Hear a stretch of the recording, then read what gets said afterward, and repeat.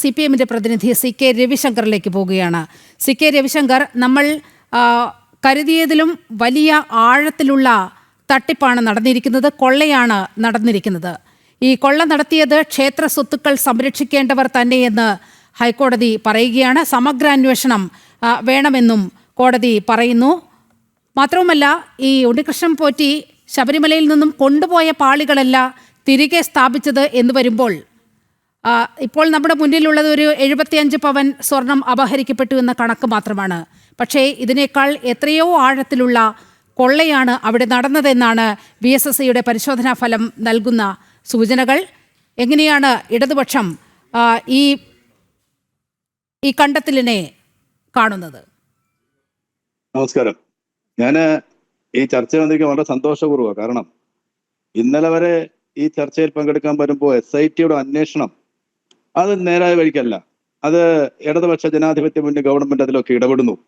അതുകൊണ്ട് ആ അന്വേഷണം തൃപ്തികരമല്ല, നമുക്കിത് CBI ഏൽപ്പിക്കണം, അതല്ലെങ്കിൽ മറ്റ് നാഷണൽ ഏജൻസി അന്വേഷിക്കണം എന്നൊക്കെ പറയുന്ന കുറെ ചർച്ചയിലെ ആളുകളെ ഞാൻ കണ്ടുവരുന്നു. പക്ഷെ ഇന്ന് ഹൈക്കോടതി പറഞ്ഞത് SITയുടെ അന്വേഷണം ഏറ്റവും മികച്ച രീതിയിലാണ് മുന്നോട്ട് പോകുന്നത്. SIT കണ്ടെത്തിയിരിക്കുന്ന വിവരങ്ങളും VSSയിൽ നിന്ന് കിട്ടിയിരിക്കുന്ന റിപ്പോർട്ടിന്റെയൊക്കെ അടിസ്ഥാനത്തിൽ വളരെ ഗൗരവതരമായ കാര്യങ്ങളാണ് ശബരിമലയിൽ നടന്നിരിക്കുന്നത്. അത് 1-2 വർഷം കൊണ്ട് നടന്നതല്ല, ഏറെ കാലമായി ഇത് അവിടെ നടന്നുകൊണ്ടിരിക്കുകയാണ്. അതുകൊണ്ട് 20 വർഷത്തെ കാര്യങ്ങൾ അന്വേഷിക്കണം. 202 ആളുകളെ SIT അവരെ ചോദ്യം ചെയ്തു കഴിഞ്ഞു. 202 പേരെ കണ്ട് അവരുടെ മൊഴിയെടുത്തതിന് ശേഷമാണ് 16 പ്രതികളെ അവർ അറസ്റ്റ് ചെയ്തിരിക്കുന്നത്. അപ്പൊ ഇതിന്റെ അന്വേഷണവുമായി ബന്ധപ്പെട്ട് ഏറ്റവും പ്രധാനിയായി അറസ്റ്റ് ചെയ്യപ്പെട്ടിരിക്കുന്നത് ബഹുമാന്യനായ തന്ത്രിയാണ്. ഇപ്പൊ തന്ത്രി സമൂഹം ഒരു കാര്യം ചെയ്തു. തന്ത്രി സമൂഹം അവരുടെ സംഘടന ഇന്ന് ഹൈക്കോടതിയിൽ പോയി ഒരു കേസ് ഫയൽ ചെയ്തിരുന്നു കഴിഞ്ഞ ദിവസം. ഇത് CBI അന്വേഷണത്തിന് വിടണം, CBI അന്വേഷണത്തിന് വിടണമെന്ന് പറഞ്ഞപ്പോൾ ബഹുമാനപ്പെട്ട ഹൈക്കോടതി അതിരൂക്ഷമായി അവരുടെ ഹർജിയെ വിമർശിച്ചുകൊണ്ട് ചോദിച്ചു, നിങ്ങൾ ഈ അന്വേഷണത്തെ തടസ്സപ്പെടുത്താൻ, ഈ അന്വേഷണത്തെ ഇല്ലാതാക്കാൻ, ഈ അന്വേഷണത്തിന്റെ നന്മയെ ചെറുതായി കാണിക്കാൻ വേണ്ടിയല്ലേ നിങ്ങൾ ഈ കേസുമായി കോടതിയിൽ വന്നിരിക്കുന്നത് എന്ന് അതിരൂക്ഷമായി ഹൈക്കോടതി തന്ത്രി സമൂഹത്തെ അടക്കം ഇന്ന് വിമർശിച്ചിട്ടുണ്ട്. അതുകൂടി ഈ ചർച്ചയിൽ കൊണ്ടുവരാതിരുന്നതിൽ എനിക്ക് ഒരു വിഷമമുണ്ട്. അപ്പൊ ആ കാര്യം കൂടി ഇന്ന് അവിടെ നടന്നിട്ടുണ്ട്. ഇനി അടുത്തതായി 20 കൊല്ലം എന്ന് പറയുമ്പോൾ ഇടതുപക്ഷ ജനാധിപത്യ മുന്നണി ഗവൺമെന്റ് നിയോഗിച്ച ഭരണസമിതികൾ, അത് അങ്ങേക്കൊരു തെറ്റിദ്ധാരണ വേണ്ട. തന്ത്രി കുറ്റം ചെയ്തിട്ടുണ്ടെങ്കിൽ തന്ത്രിയും ശിക്ഷിക്കപ്പെടണം. അതിൽ യാതൊരു അഭിപ്രായ വ്യത്യാസവുമില്ല. ഞാൻ അങ്ങ് തന്ത്രിയുടെ ഭാഗമാണെന്ന് പറഞ്ഞില്ല.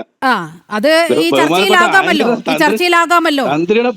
ഇന്ന് കോടതിയിൽ നടന്ന സംഭവവികാസങ്ങളെ കുറിച്ചുള്ള ചെറിയ ഒരു ചുരുക്കം മാത്രമാണ് ഞാൻ പറഞ്ഞത്.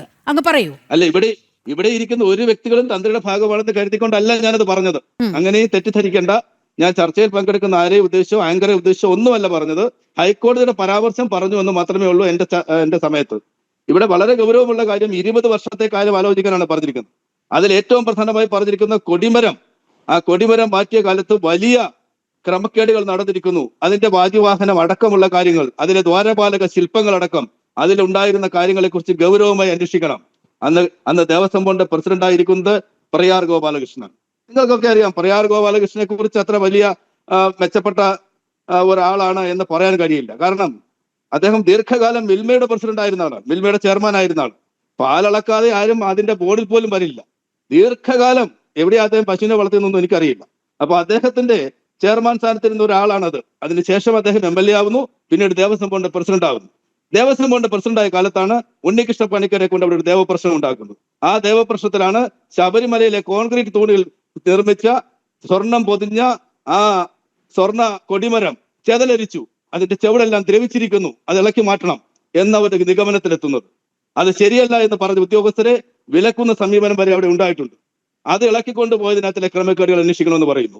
2004 മുതൽ 2025 വരെയുള്ള ബോർഡുകളെ സംബന്ധിച്ച് അന്വേഷിക്കണമെന്ന് പറയുന്നു. ഈ ബോർഡുകളിൽ ചില ബോർഡുകളെ ഹൈക്കോടതി സ്പെസിഫൈ ചെയ്ത് പറയുന്നു. അതുകൊണ്ട് തന്നെ ഞങ്ങൾക്ക് ഉത്തമ ബോധ്യമുണ്ട്, ഇതിലൊന്നും ഇടതുപക്ഷ ജനാധിപത്യ മുന്നണി ഗവൺമെന്റ് ഇടപെട്ടിട്ടില്ല. ഒരാളെയും സംരക്ഷിക്കാൻ ഇടതുപക്ഷ ജനാധിപത്യ മുന്നണി തീരുമാനിച്ചിട്ടുമില്ല. അയ്യപ്പന്റെ സ്വർണം കണ്ടിട്ടുള്ള ആരുണ്ടെങ്കിലും അവരെയെല്ലാം നിയമത്തിന് മുമ്പിൽ കൊണ്ടുവരാനും അവിടെ നിന്ന് എടുത്തോണ്ട് പോയ സ്വർണം കൃത്യമായി തിരികെ എത്തിക്കുന്നതിന് വേണ്ട നടപടികൾ സ്വീകരിക്കാനുമാണ്. SITയുടെ അന്വേഷണത്തിലൊന്നും ഇടപെട്ടിട്ടില്ല എന്ന് പറയുന്നുണ്ട്. പക്ഷേ ശങ്കർദാസിനെ അറസ്റ്റ് ചെയ്ത സാഹചര്യം കൂടി നമ്മുടെ മുന്നിലുണ്ട്.